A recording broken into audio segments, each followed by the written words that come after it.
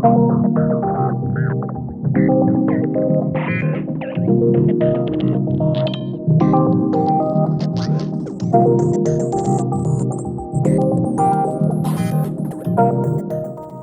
so step number one is simply to start drawing your name in letters, in block letters, and you're going to want to turn your piece of paper on its side and kind of fold it in half so that you get a half of a full sheet per letter that you have in your name.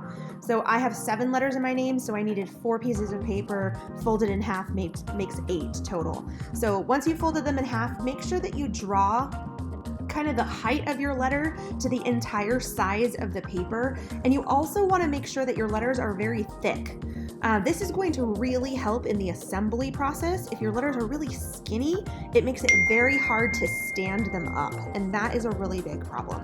So you definitely want to make sure that they're nice and thick letters, and then just sketch them with pencil. And I just went ahead and used the edges of the paper as part of the edges of my letters in order to make sure I'm kind of drawing to the entire, size of the paper. Bigger is definitely better here. Okay, so once you've drawn each of your letters, you're going to want to start to come up with a design for each of your letters. And you're going to want to do either the same design on both sides or a different design. You just need to make sure that you decorate and add a design on the front and the back of the letters. So you want to consider the fact that this is a 3-dimensional sculpture and that is going to be seen from both sides. So you might see the front and the back of each letter depending on how you decide to assemble them. So it is pretty important to make sure that you do a very good job of adding designs on both sides of the letters. And this is honestly the most time-consuming part of the entire project. So once you've designed it, you're going to cut it out. I like to design or add one of the designs before the letter has been cut out because I find that it's actually just easier.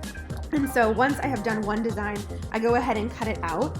And then I use my X-Acto knife to cut out the inner letter, which you could do. Just make sure that you put something under your knife so that way you don't cut into your table or anything like that. And then add the design on the other side. And you're going to go ahead and do that to every single one of your letters.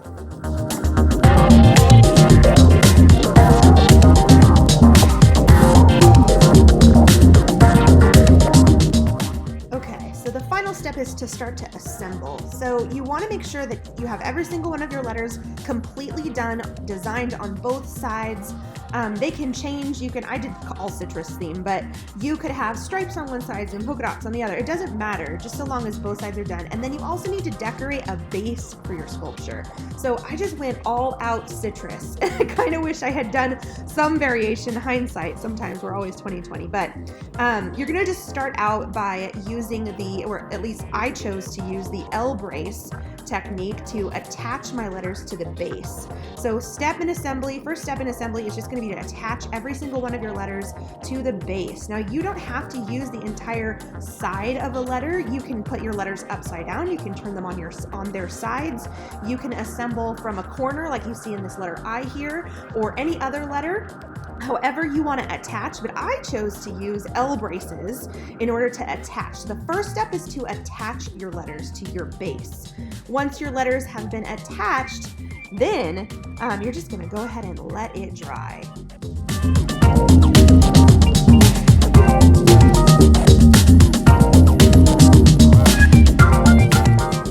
Okay, and the final step is once everything is attached, is to start to kind of negotiate how you want the letters to kind of hold each other up.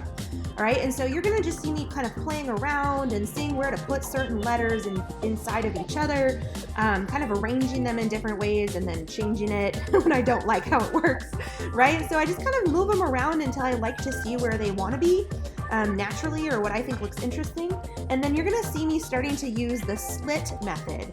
So I'm going to just take my scissors, once I find kind of a letter and how I like them to kind of hold together, or the place that I want them to hold, you'll see it as I'm just snipping this letter A here, and then I'm just gonna go ahead and slide the I in the corner right into the letter A's slit, and it holds it in place for me.